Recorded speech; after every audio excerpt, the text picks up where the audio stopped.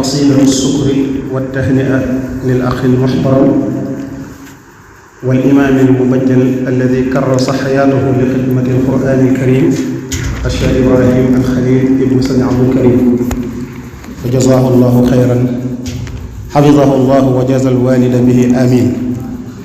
فأقول: أحييت حضرتنا يا ابن الكريم خلي، لا سك أم في ndam Cheikh Ibra loola cëral. أحييت حضرتنا يا ابن الكريم خلي، لا شك أم في ndam Cheikh Ibra loola cëral. أو ريتنا عصب ماء أنت وارده بجاه أحمدنا سيجرنا يالا ويرال. أورست بالجد حظا للجدود سما، تونو تيترو مروادا مولا صلال. أورست بالجد حظا للجدود نما، تونو تيترو مروادا مولا صلال.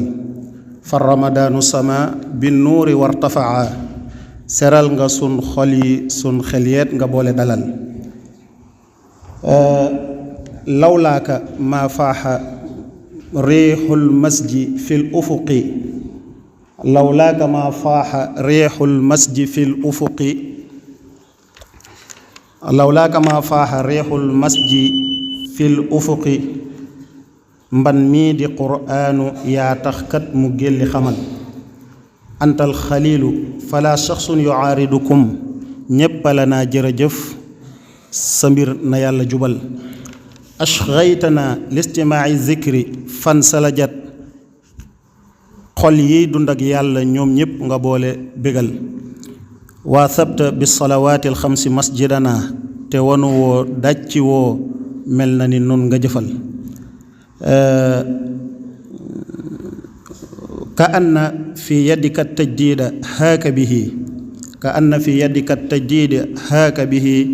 ndaw ñaa ngi lay xaar dundal loo dund doyti dundal. la fudda fuuka xalilullahi saalixina, la fudda fuuka xalilullahi saalixina. waa démba ngi bég ci yow ñoom ñépp ñoo la njukkal. abgaaka faxran ataalallahu umrakumu, feek téere baa ngi di ndam ci yow nga des di xamal.